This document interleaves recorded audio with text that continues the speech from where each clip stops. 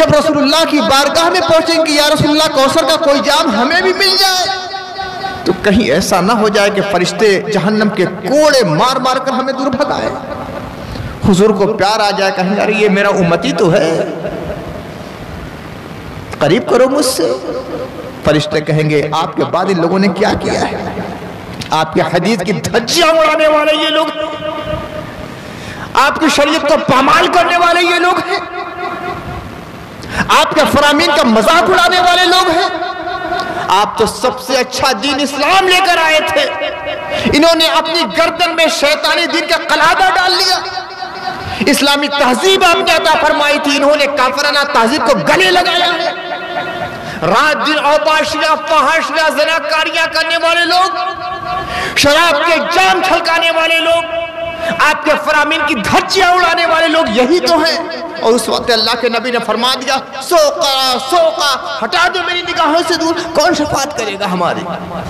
یہ یقینی ہے، ایمان ہمارا ہے کہ نبی شفاعت فرمائیں گے، مگر یہ یقینی نہیں ہے کہ ہماری بھی شفاعت ہونے والی ہے۔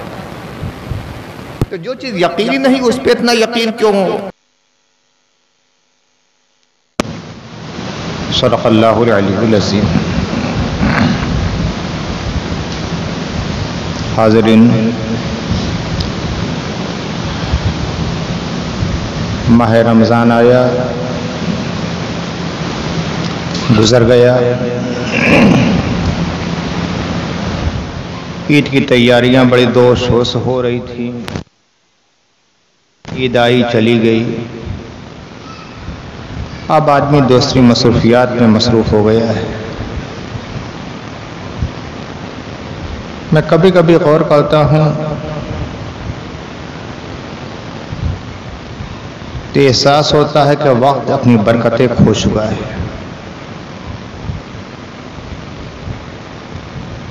لیل و نہار اتنی تیزی کے ساتھ کروٹیں بدل رہے ہیں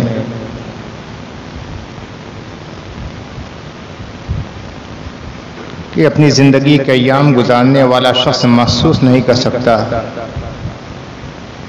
کہ کتنی تیزی کے ساتھ ہمارا وقت گزر رہا ہے۔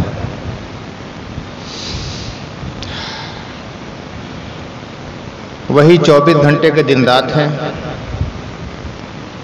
وہی 60 منٹ کا 1 گھنٹہ ہے، اور وہی 60 سیکنڈ کا 1 منٹ ہے، لیکن وقت کی جو برکت ہوتی ہے وہ نہیں۔ میں اتنے بڑے بڑے کام کر جاتے تھے کہ آج جب تاریخ کی کتابوں میں ان کے واقعات ہم پڑھتے ہیں تو دنگ رہ جاتے ہیں کہ یہ ایک آدمی کا کام ہے یا پوری ایک اکیڈمی تھی، پوری ایک جماعت نے مل کر یہ کام کیا ہے۔ حضرت امام سیوطی بہت بڑے مفسر اور بڑے محدث گزرے ہیں، اور ولایت میں اس درجے پر فائز تھے کہ اللہ کے نبی صلی اللہ علیہ وسلم کا دیدار 100 بار سے زیادہ کیا تھا۔ خدا اور رسول کا محبوب تھے۔ اتنی کتابیں انہوں نے لکھی ہیں کہ آدمی ورطۂ حیرت میں ڈوب جاتا ہے کہ ایک آدمی کیسے اتنا کام کر سکتا ہے۔ وہ زمانہ ڈاٹ پین یا بال پین کا نہیں تھا۔ خود ہم لوگوں نے اپنے بچپن میں کلک نیس لکھا تھا، جس کو کلش کہتے ہیں۔ پہلے تختی پر لکھتے تھے، پھر اس کے بعد کاپی پر لکھتے تھے۔ لکڑی ہوتی تھی جس کو کلک کہتے تھے، اس کو تراشا جاتا تھا چاقو سے، اس کی نوک بنتی تھی اور اسی سے لکھا جاتا تھا خط کاٹ کے۔ اتنا انہوں نے لکھا تھا کہ جو کلک نئے کا تراشا ہوتا تھا اس سے پوری ایک کوٹری بھر گئی تھی۔ اب وہ قلم بناتے ہوئے جو تراشا نکلتا ہے وہ کتنا ہوتا ہے، پوری کوٹری بھر گئی تھی۔ اور انہوں نے وصیت کی تھی کہ جب میں مر جاؤں اور غسل کا پانی جو گرم کیا جائے تو میرا جو تراشا قلم کا ہے اسی میں آگ لگا کے میرا پانی تیار کیا جائے۔ اب سوچئے کتنا وہ کلک نئے کا تراشا رہا ہوگا۔ اور تاریخوں میں یہ ملتا ہے کہ اسی سے ان کا پانی گرم کیا گیا، پھر بھی تقریباً آدھا تراشا باقی رہ گیا تھا۔ ایسا تو نہیں ہے کہ 1000-2000 سال کی عمر پائی ہو، برکت تھی ان کے کاموں میں۔ ہم لوگوں کے کاموں کی برکت ختم ہو چکی ہے۔ ابھی چند ہی دن تو ہوئے، ہر گھر سے عورتوں کی لسٹ مل رہی تھی، تیل لانا ہے، گھی لانا ہے، سامان لانا ہے، میوہ جات لانا ہے، ترری کا سامان لانا ہے۔ وقت تو گزر گیا، پھر رمضان آیا، اس کی تیاری ہو رہی تھی، چند دن باقی رہ گئے تو اب لسٹ ملی کہ کپڑا لانا ہے، فلاں کو اتنا، فلاں کو اتنا، فلاں کو اتنا، وقت گزر گیا۔ دو صورتیں اس میں ہیں۔ ایک تو یہ ہے کہ حدیث شریف میں آیا ہے کہ جب قیامت کا وقت قریب آئے گا تو وقت کی برکت ختم ہو جائے گی۔ وقت جیسے پر لگا کر اڑ رہا ہے، صبح ہوتی ہے، شام ہوتی ہے، عمر یوں ہی تمام ہوتی ہے۔ آدمی منصوبے بناتا ہے، یہ کریں گے، یہ کریں گے، یہ کریں گے، یہ کریں گے، کچھ نہیں کر پاتا ہے۔ وقت گزر گیا، صبح سے شام ہو گئی، شام سے رات ہو گئی، رات سے پھر صبح ہو گئی، سارے ایک منصوبے ادھورے رہ گئے۔ یہ تو یہ کہ قرب قیامت کی یہ علامت ہے، قیامت بس قریب آ رہی ہے، بہت قریب آ رہی ہے، اس کے آثار پوری طرح تیار ہو چکے ہیں۔ پوری دنیا پر رفتہ رفتہ غیر مسلموں کا تسلط ہوتا جا رہا ہے، طاغوتی اور دجالی طاقتیں پوری طرح دنیا پر حاوی ہوتی جا رہی ہیں۔ قیامت کی علامتوں میں سے ایک بہت بڑی علامت یہ، قیامت کی علامتوں میں سے بہت بڑی علامت یہ بھی ہے کہ مسلمانوں کے اندر سے بھی ایمان رفتہ رفتہ ختم ہوتا جا رہا ہے، کمزور ہوتا جا رہا ہے۔ مسلمان ہیں مگر نہیں ہیں، یہ ساری علامتیں ہماری نگاہوں کے سامنے ہیں۔ یہودی طاقتیں بسر اقتدار آ جائیں گی، یہ قیامت کی علامتوں میں سے۔ آج اسرائیل کا جو تحکم ہے پوری دنیا پر وہ ہماری نگاہوں کے سامنے ہے۔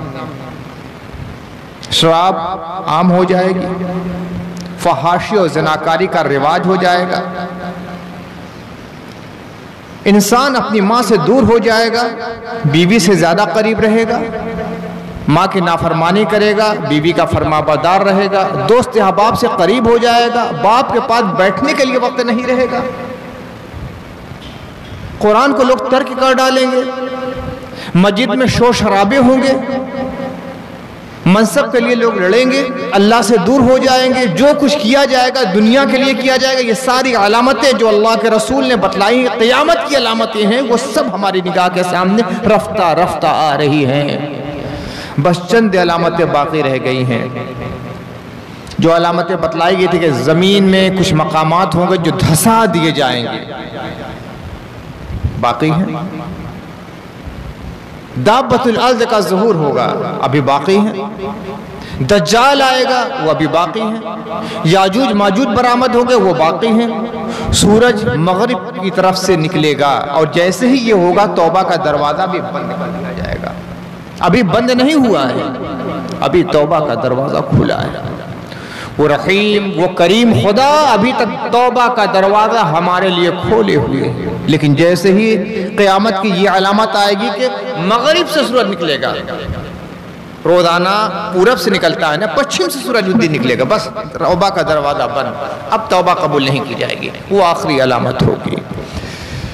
تو برابر قیامت کی علامتیں آ رہی۔ میں تو سوچتا ہوں جب عالمی پیمانے پر میں جائزہ لیتا ہوں تو روزانہ کوئی نہ کوئی علامت آج کل آ رہی ہے، روزانہ کوئی نہ کوئی علامت۔ یہ بیت المقدس کا جو مسئلہ ہے نا، یہ بھی قیامت کی علامتوں میں سے ہے، اور اسی علاقے سے دجال ظاہر ہونے والا ہے۔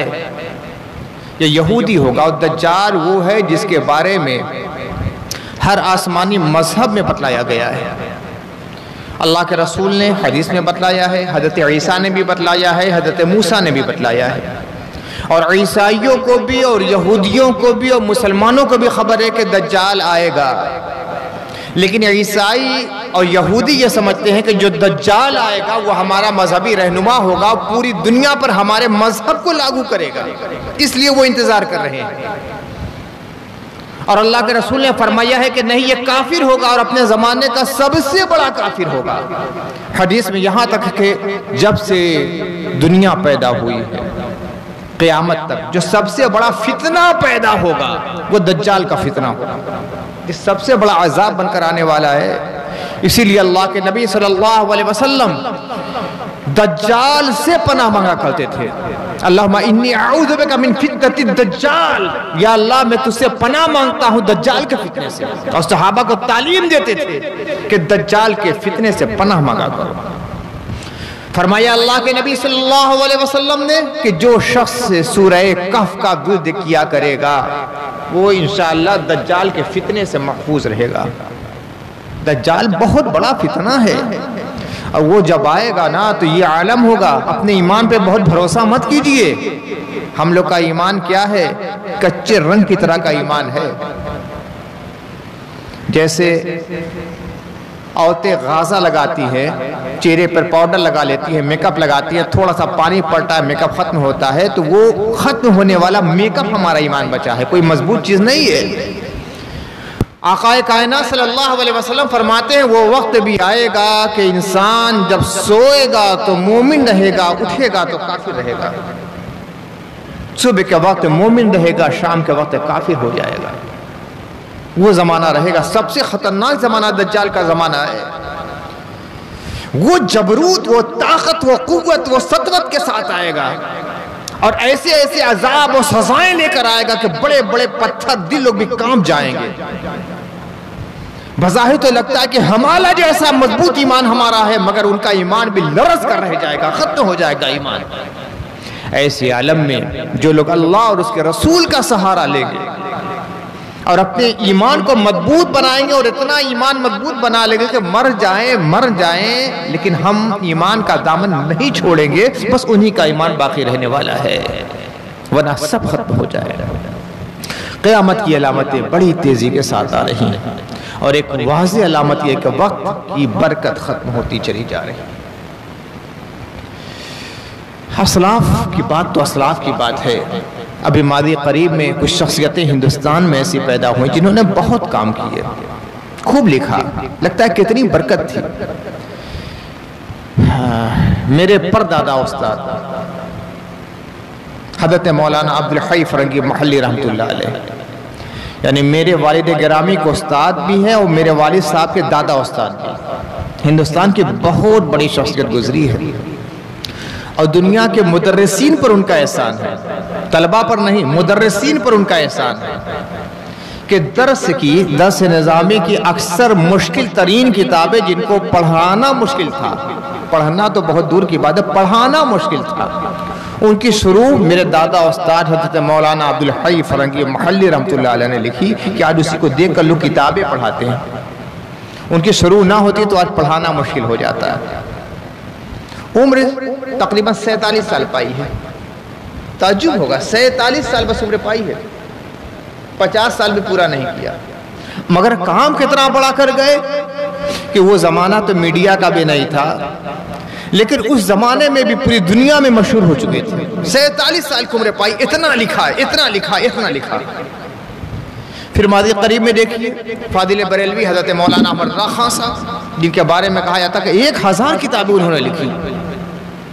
اسی طرح فاضل اشرفی مولانا اشرف علی تھانوی صاحب، ان کے بارے میں بھی مشہور ہے، ان کے معتقدین کہتے ہیں کہ 1000 کتابیں لکھی۔ اب وہ کتابیں کہاں ہیں ہمیں نہیں معلوم، نہ اس کی لسٹ ہمارے سامنے ہے، نہ وہ کتابیں چھپی۔ یہ تو پڑھی ہوئی باتیں اور سنی ہوئی باتیں ہیں، لیکن جس چیز کو میں نے اپنی آنکھوں سے دیکھا اور آپ لوگوں میں نے بہت سے لوگوں نے دیکھا، اور وہ ساری چیزیں موجود ہیں، حضرت والد گرامی تھی۔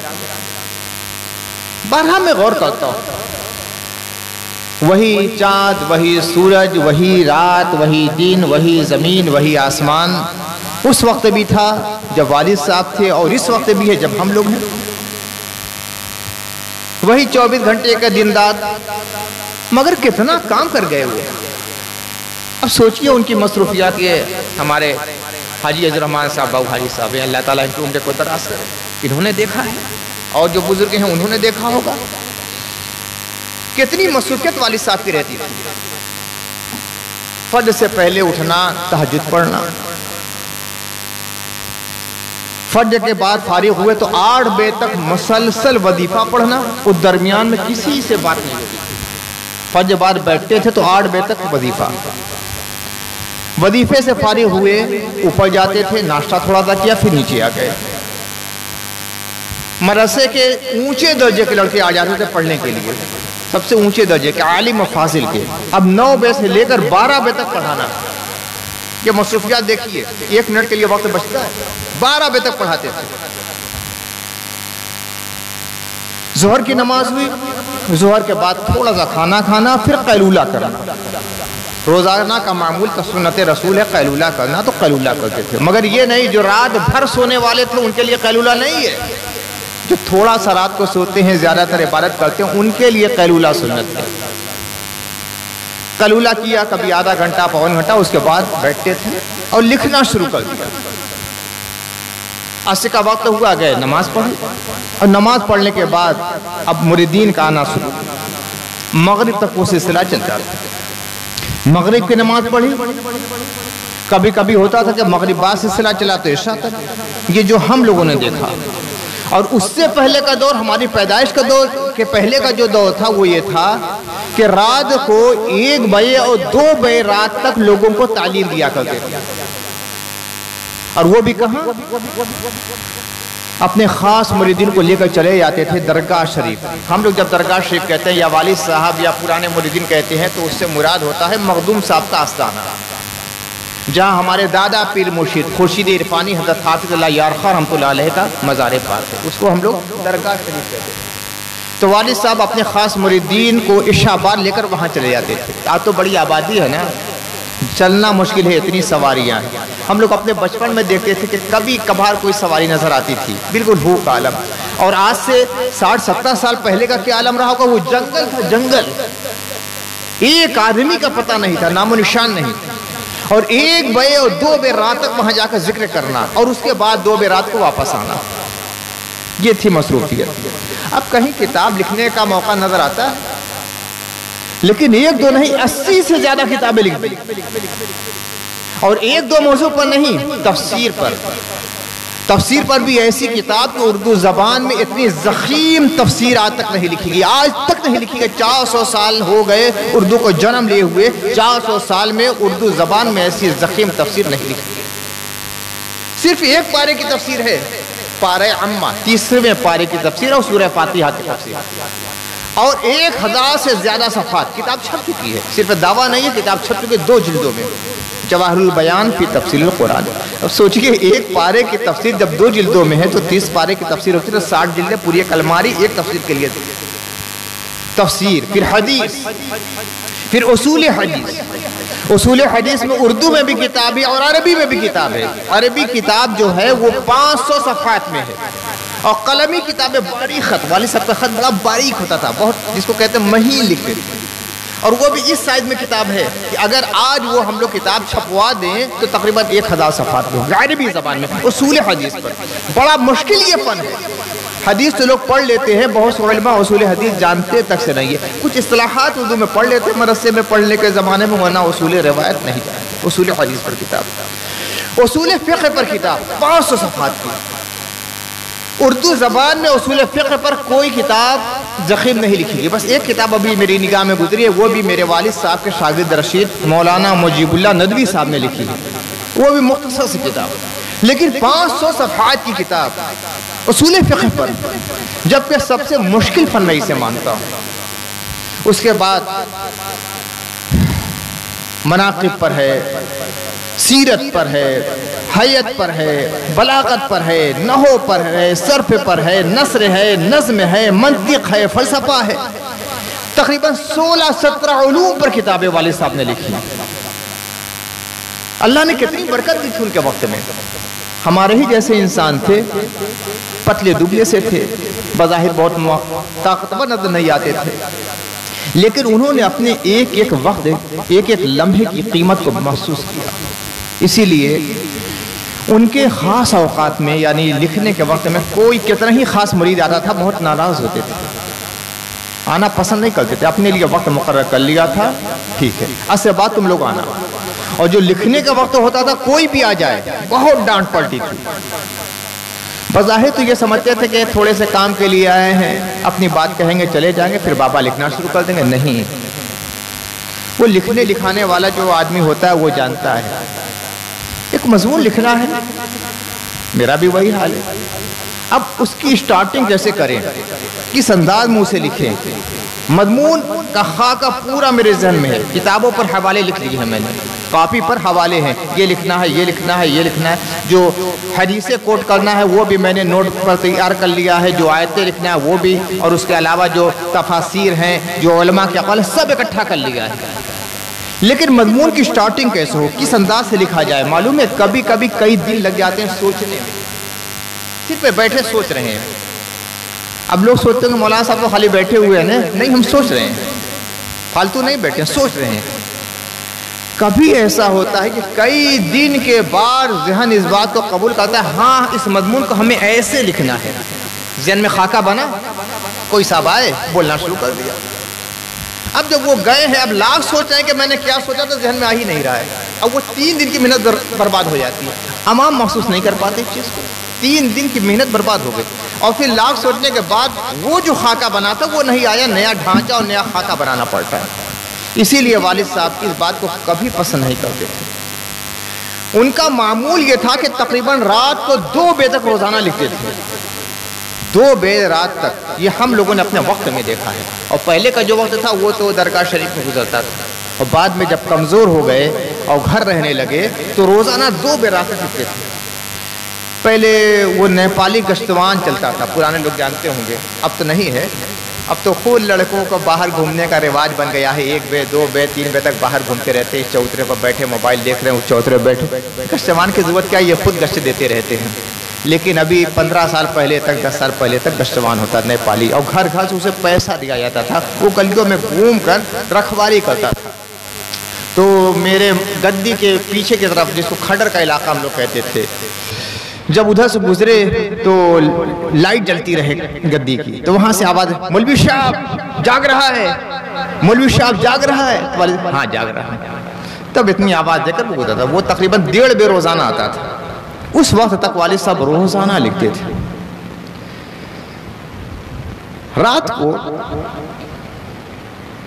ہم لوگوں نے کبھی سوتے نہیں دیکھا انہیں. میں یہ نہیں کہہ رہا تھا کہ سوتے نہیں تھے, ہم لوگ کے سونے کے پہلے سوتے, ہم لوگوں کے سونے کے بعد سوتے تھے, اور جاگنے سے پہلے جاگ جاتے تھے. اس لیے ہم لوگوں نے کبھی انہیں سوتے نہیں دیکھا.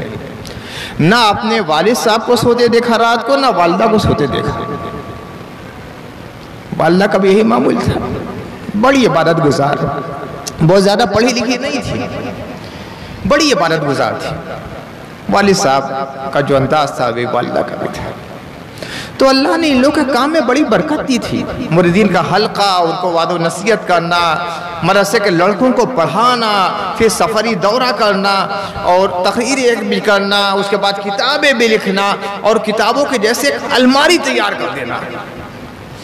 ابھی تقریباً 1.5 سال پہلے ایک سیمینار میں میرا جانا ہوا, اور اس دن میرے پیپر کا جو عنوان تھا, مقالہ جو تھا, اس کا عنوان تھا حضرت علامہ کوثر ندوی علیہ الرحمہ کے دینی خدمات.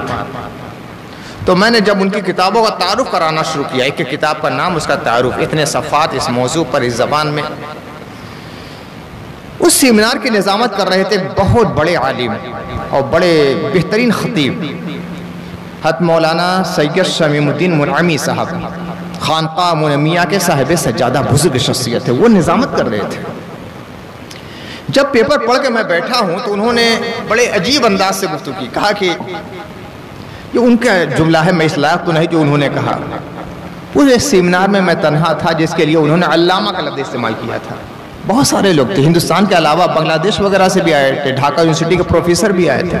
انہوں نے کہا کہ ابھی علامہ نصیر احمد سراجی صاحب جو مقالہ پڑھ رہے تھے, تو میں سوچ رہا تھا کہ یہ کسی ایک شخصیت کا تعارف کرایا جا رہا ہے یا کسی لائبریری کی کتابوں کی فہرست بتلائی جا رہی ہے. دنگ رہ گئے سن کر. بہت بڑی شخصیت ہے, معمولی آدمی نہیں ہے. ان کے انڈر میں نہ جانے کتنے لوگ پی ایچ ڈی بنے ہیں.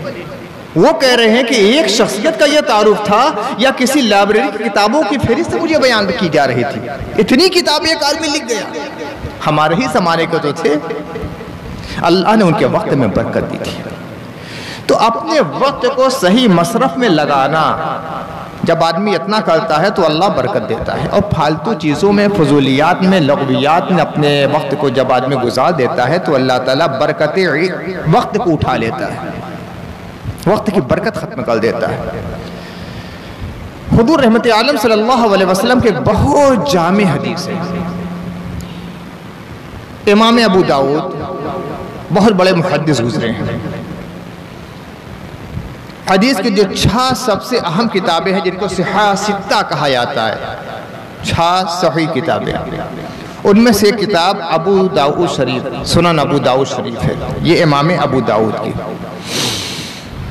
اب اتنے بڑے محدث کے دنیا کی جو 6 سب سے بڑی کتابیں ہیں ان میں سے ایک مصنف یہ ہیں، لاکھوں حدیثیں ان کی نگاہ میں تھی، لاکھوں حدیثیں۔ ان لاکھوں حدیثوں میں سے چند ہزار حدیثیں ان سے اکٹھا کی، اور ان ہزاروں حدیثوں میں سے 4 حدیثیں منتخب کی۔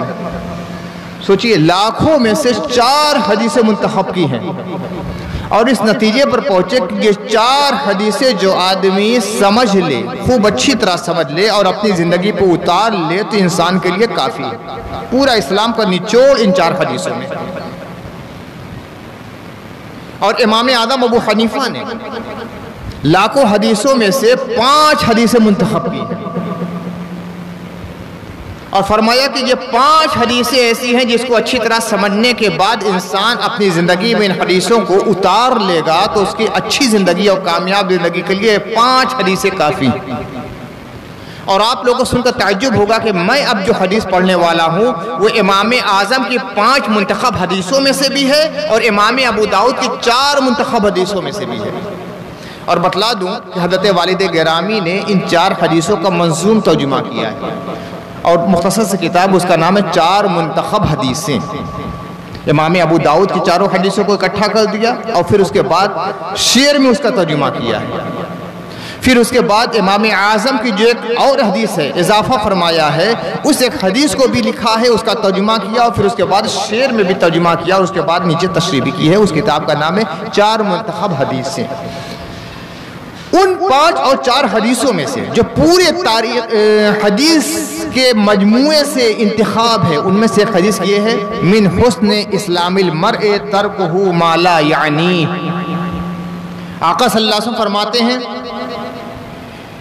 انسان کے اسلام کا حسن یہ ہے، انسان کے اسلام کا حسن یہ ہے کہ لا یعنی باتوں کو چھوڑ دے۔ بہت بڑی بات یہ ہے۔ حضور صلی اللہ علیہ وسلم کو اللہ تعالیٰ نے یہ خاص جو چیز دی ہے، فرمایا اللہ کے نبی نے اوتی تو جوامع الکلم، مجھے اللہ نے جوامع الکلم عطا کیا ہے۔ جو حضور نے اپنے خصائص بیان کیے ہیں کہ تمام کائنات میں وہ چیز کسی کو نہیں دی گئی، وہ مجھے دی گئی، ان میں سے کہ اوتی تو جوامع الکلم، مجھے جوامع الکلم دیا گیا ہے۔ یعنی کچھ ایسی چیزیں کہ مختصر سا جملہ ہوتا ہے مگر معانی کا سمندر ان کے اندر سمٹا رہتا ہے۔ اب دیکھیے کتنا آسان سے جملہ، من حسن اسلام المرء ترکہ ما لا یعنی، کتنا چھوٹا تھا جملہ ہے۔ اس انسان کے اسلام کا حسن و خوبصورتی یہ ہے کہ لا یعنی بات کو چھوڑ دے۔ لا یعنی کے بعد کیا سمجھتے ہیں آپ؟ اب ہو سکتا ہے ذہن میں جیسے گناہ کا کام چھوڑ دے، نہیں، گناہ کے کام کو لا یعنی کام نہیں کہتے، وہ تو حرام ہے۔ لا یعنی کام وہ ہے کہ حرام تو نہیں ہے، گناہ نہیں ہے، مگر اس سے کوئی فائدہ بھی نہیں ہے، بے فائدے کا کام کرنا۔ ہم لوگ کیا ایک جملہ بولتے ہیں، جہالت والا جملہ، کہتے ہیں بے فضول کا کام کرنا، جبکہ ہونا نہیں فضول کا کام کرنا۔ بے فضول کیا ہوا؟ فضول کا کام نہیں ہے کہ بے فضول کا ہے۔ بے فضول کا معنی وہ ہے جو فضول کا نہیں ہے، بے معنی نہیں، نفی کے لیے آتا ہے۔ تو عوامی جملہ ہوتا ہے کہتے ہیں بے فضول کا کام نہیں، فضول کا کام کرنا۔ تو فضول کا کام وہ ہے جس میں کوئی گناہ تو نہیں ہے مگر اس سے کوئی فائدہ بھی نہیں ہے، تو اسی کو کہتے ہیں لا یعنی کام۔ لا یعنی کام میں جو قوم پڑے گی وہ کبھی ترقی نہیں کر سکتی۔ ہمارے نوجوان لا یعنی کاموں میں پڑے، گناہ کے کام جو ہے وہ تو گناہ کے کہیں ہی بہت بڑا جرم ہے، وہ تو اللہ کے فرمان سے سرتابی ہے، وہ تو نافرمانی ہے، وہ سراسر جرم ہے، گناہ ہے۔ معصیت ہے، اس میں ہے، وہ جرم ہے، مگر اس کے علاوہ جس کو مباح سمجھا جاتا ہے مگر لا یعنی کام، اس سے کوئی فائدہ نہیں ہے، نہ اپنا کام فائدہ ہے، نہ دنیا کا فائدہ ہے، نہ دین کا فائدہ ہے، نہ دوسروں کا فائدہ، اس کو لا یعنی کام کہتے ہیں۔ تو لا یعنی کاموں سے بھی اپنے بچائے رکھنا، پھالتو بیٹھے ہیں کوئی کام نہیں، یہ بھی لا یعنی ہے، کچھ کرتے رہو میرے، کچھ کرتے رہو، یا دنیا کا کام کرو یا دین کا کام کرو۔ دنیا کے کام سے مطلب گناہ کا کام نہیں ہے، دنیا سے کام سے مطلب ہے اپنی معاش کی تلاش، اپنا کاروباری کام کرو، بال بچوں کے لیے روزی کی تلاش کرو، یہ دنیاوی کام ہے، اور اخروی کام ہے کہ کچھ نہیں کرنا ہے تو اللہ اللہ کیا کرو، اپنے اوقات کو ضائع مت کرو۔ تو اس زمانے میں رہنے کے باوجود بھی اللہ تعالیٰ آپ کے رزق میں اور آپ کے وقت میں برکتیں دے دے گا۔ یہ الگ بات ہے کہ اسلاف کے زمانے کی جو برکتیں تھی وہ تو اب ختم ہو گئی، اس لیے کہ فطری طور پہ وقت کی برکت ختم ہوتی چلی جا رہی ہے کہ ہم قیامت سے قریب ہوتے جا رہے ہیں۔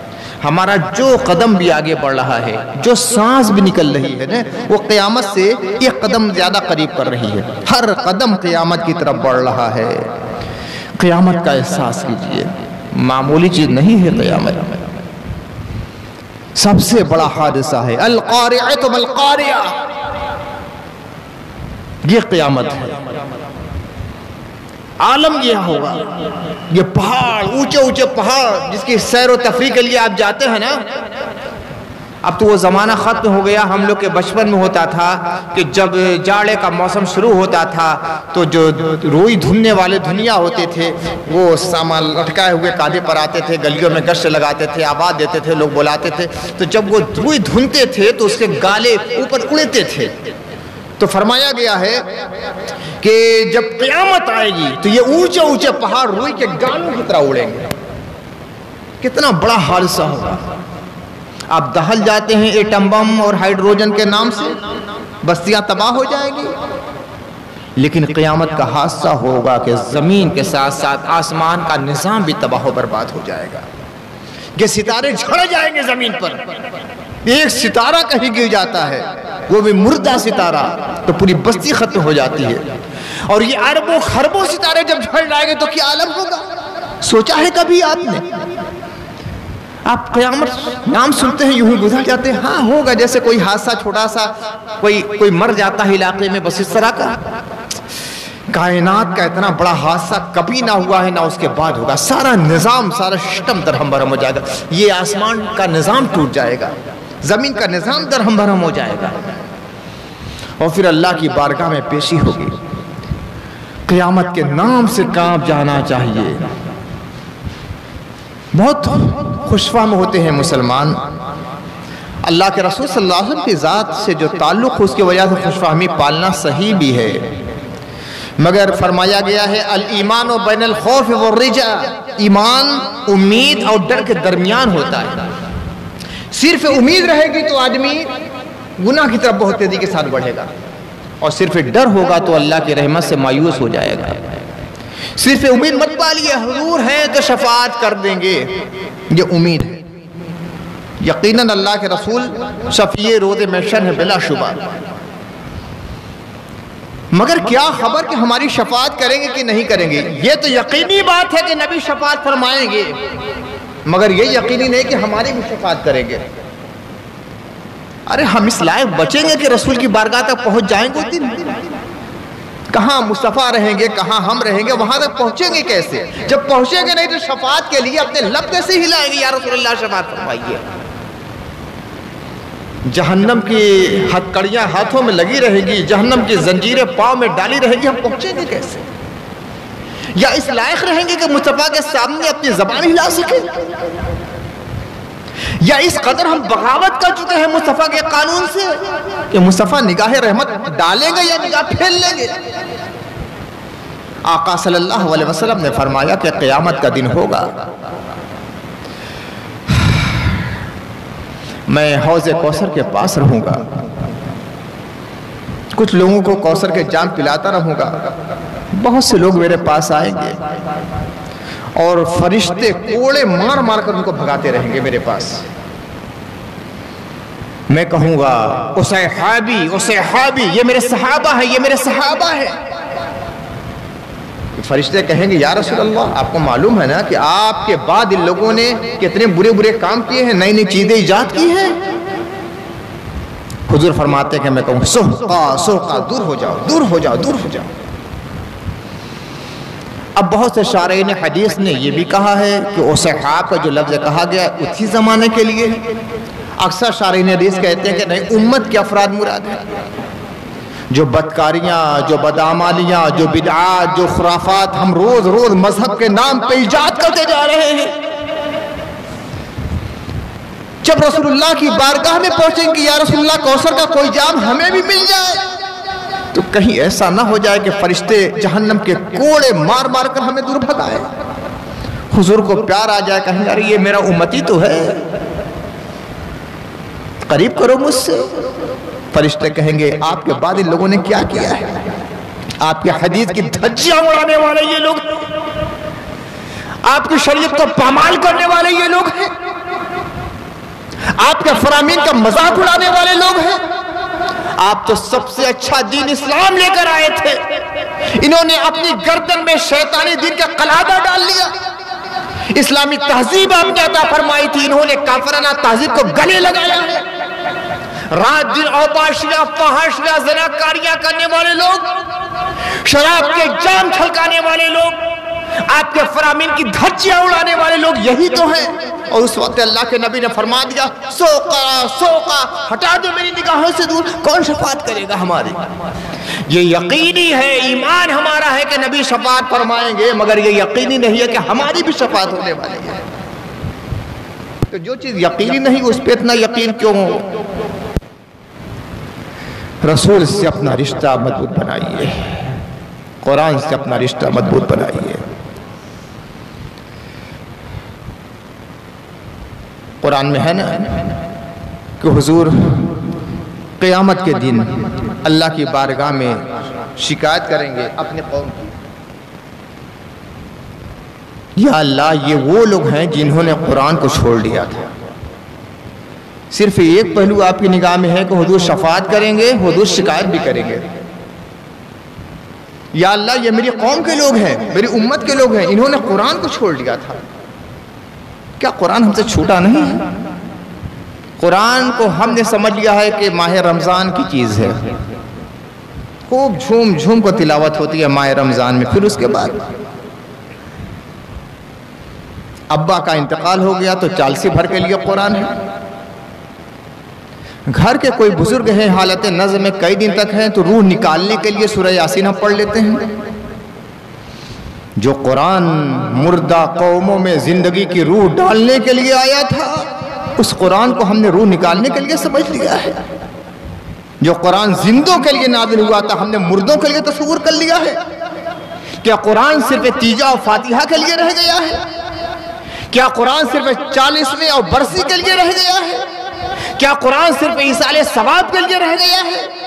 قرآن تو زندگی کی ایک سانس میں، دل کی ایک دھڑکن میں شامل ہونا چاہیے تھا۔ علامہ اقبال نے روتے ہوئے کہا تھا وہ زمانے میں معزز تھے مسلمان ہو کر، وہ ہمارے اسلاف، وہ صحابہ، وہ اہل بیت، وہ ہمارے شہداء امت، اولیاء امت، ہمارے اسلاف، ہمارے اکابر، ہمارے شیوخ، وہ زمانے میں معزز تھے مسلمان ہو کر، اور تم خار ہوئے تارک قرآن ہو کر، قرآن کو چھوڑ دیا ہم نے، یا پڑھتے ہیں تو صرف ثواب کی غرض سے۔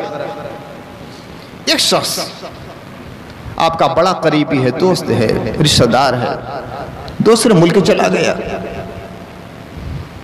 اس نے خط لکھا، آپ کے پاس خط آیا اور آپ کیا کر رہے ہیں؟ اس خط کو لے کر چوم رہے ہیں، آنکھوں سے لگا رہے ہیں، سینے پر رکھ رہے ہیں، اور پھر اس کے بعد رکھ دیتے ہیں۔ کیا اس خط کا مقصد حل ہو گیا؟